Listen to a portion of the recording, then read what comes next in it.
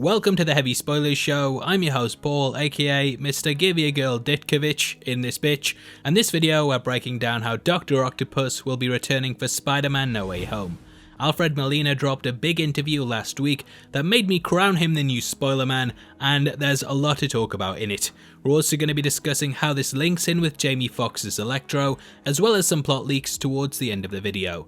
Now if you enjoy it, then please drop a thumbs up, and make sure you subscribe for the best videos on the web that you definitely want to stick around for. With that out of the way, thank you for clicking this. Now let's get into our Spider-Man No Way Home breakdown. Okay, so the upcoming film is going to have a hell of a lot on its plate. Not only is the movie going to be tackling the fallout of Peter being framed for the murder of Mysterio, but it's also going to open up the multiverse and bring across several characters from both the Raimi trilogy and the Amazing Spider-Man. Marvel normally remain pretty tight-lipped about their productions, and though things can get out from time to time, on the whole I'd say that the studio is pretty good at keeping things under wraps. Sony on the other hand, especially Tom Holland, that lad will tell you anything after he's sniffed a shandy, and over the years you've probably seen that they very much just drop things in the middle of interviews for a laugh. My highly reliable source, Dude Bro Trust Me, told me that Marvel Studios was pretty annoyed that they had a Spider-Man murderer poster in the Morbius trailer, and according to several sources on Venom, they even filmed a scene with Tom Holland that Mickey made them cut. When things like this get out, I often believe that it's because the studio want to see an increase in their share price, and whilst Disney have done well in the pandemic due to their streaming service, Sony have probably struggled.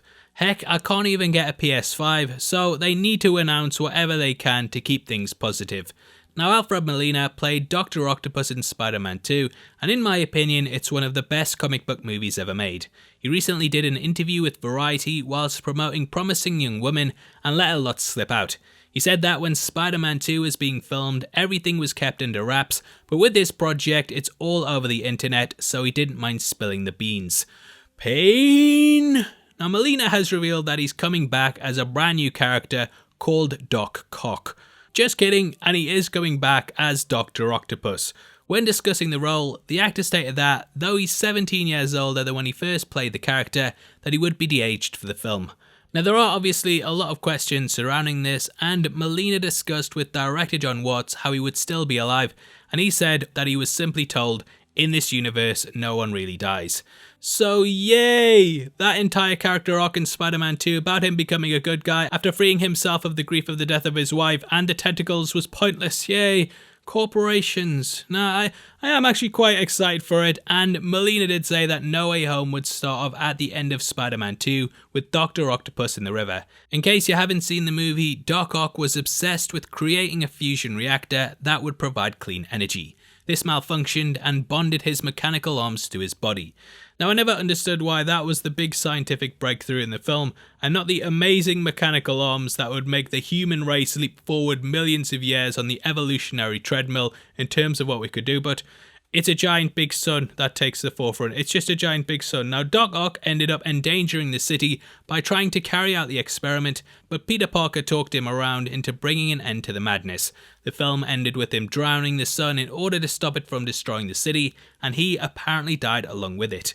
Now Molina has clarified that, though his final words were, "I won't die a monster," that he will have somewhat of a change of heart when he travels to the MCU, and once more he will become a villain. I really hope they make him more than just a cackling bad guy, and that they develop a relationship between him and Holland, so it's not just the MCU Peter Parker tackling the villain for just reasons. I know I sound like I'm gonna cry now, but it's only because I care that I'm so passionate about this film doing well. I think that with the character they're going to lean heavily into the line about him not leaving his work unfinished, and there is something in the plot leak that kinda ties everything together. Now though this has never been clarified, I think that the sun Ock was trying to recreate holds the key to how he will get into the MCU. Ock was of course trying to create his own star, and when they die the internal thermonuclear fuels within their cores become unstable and they start to massively alter the gravity around them. Stars actually collapse inwards upon themselves whilst the outer layers of them are blown away, and this creates a black hole. In sci-fi, black holes are used all the time as either wormholes or ways to travel across vast distances of space. Therefore, it makes a lot of sense that you'd be able to travel from one dimension to the next by simply going through one. Thus, I can see this being the way that Ock is taken across. Now we also know that Jamie Foxx is reprising his role as Electro, and though he wasn't sucked into a sun, his death also opened up a possibility for him to return in the film as the same character from the Blue Man Group. Fox was overcharged, and this caused the villain to explode and vanish into thin air. However, like Ock, he too could have been transported to another dimension, aka the MCU one. Now this is often referred to as the Prime Timeline, so it makes sense that both characters would journey here as opposed to ending up on any other infinite amount of Earths. I say it makes sense, but yeah, comic books. Anyway, Molina has stated that he's going to be de-aged for the film, and though I don't know if this will be throughout the entire movie, we're just going to have to see. It is a lot of effects to keep up for a full film, and though it worked with Sam Jackson and Captain Marvel, that guy's like a vampire, so he looks younger than I do now. Now, when discussing the limitations of de-aging, Molina brought up Robert De Niro in The Irishman and said that you could tell he was an older guy when he was fighting. However, to me, if you look at that, it's pure cinema.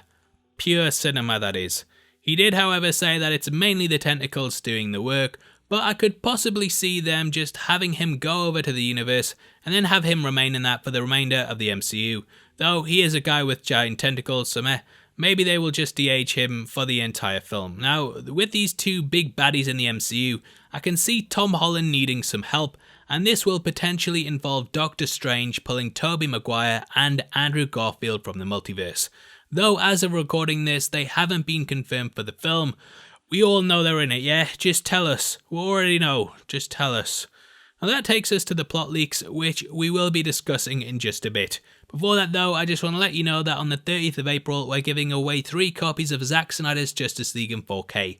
All you have to do to be on the chance of winning is like the video, make sure you subscribe with notifications on, and drop a comment below with your thoughts on the film. The winners of last month's competition are on screen right now, so if that's you, then message me on Twitter at Heavy Spoilers. Now this comes from Reddit user Spidey245, who correctly posted that Julie Louis-Dreyfus would be the Marvel character in Falcon and the Winter Soldier Episode 5. As always, take these with a pinch of salt, but I have spoken to a scooper who said that this is pretty much what happens. Could be guesses, could be real, but obviously we won't know until the movie releases. Now, according to them, we start off where Far From Home ended, and there's a time jump to Peter in court. It's likely that Matt Murdock is the character's lawyer, and he's trying to help him prove his innocence. The film will also see Doctor Strange calling on Peter because apparently the multiverse is breaking, and there are villains from other worlds entering the MCU. According to the user, the Sinister Six will be made up of the Green Goblin, Doc Ock, Sandman, the Lizard, Rhino, and Electro. Green Goblin will be played by Willem Dafoe, who is supposed to be the main villain of the piece, and I really hope that his costume resembles the original design that Raimi had for him. Turns out that Peter had tried to clear his name by using magic, and that this is what broke the multiverse. Since then, Strange has been trying to repair it and get all these villains into a magical prison. The user says that Tobey Maguire and Andrew Garfield are in the second and third act of the movie, and that they will help him to capture the bad guys. The movie's final act is on the Statue of Liberty that now looks like a big Captain America complete with a shield. We did see a bust poster for this in the leaked images of the set, and thus it does seem likely that this could be happening in the film. Apparently the villains want to get an arc reactor, which is sort of similar to the whole sun thing, and that's the main MacGuffin in the movie. They're all transported to the prison at the end of the film, and the user says we end with Holland's Peter graduating high school. Interestingly, they said that everyone still knows he's Peter Parker by the end of the film, and they also said there's a big death, but that they didn't know who it was. Now, stuff like that kind of makes me a bit suspect, as if you did know all the plot leaks and stuff, then surely you would know who that is. However, I've had my doubters when I've been told stuff too, so I don't know if this is just good guesswork or if it's actually the structure of the film. Either way, that's the big leak that's floating around at the moment, so let me know what you think in the comments section below. If you enjoyed the video, the thumbs up is much appreciated, and if you want something else to watch, then make sure you check out our breakdown of our theories for the finale of Falcon and the Winter Soldier. It's going to be linked on screen right now, so definitely give it a watch after this. With that out of the way, thank you for sitting through the video. I've been Paul, I'll see you next time. Take care, peace.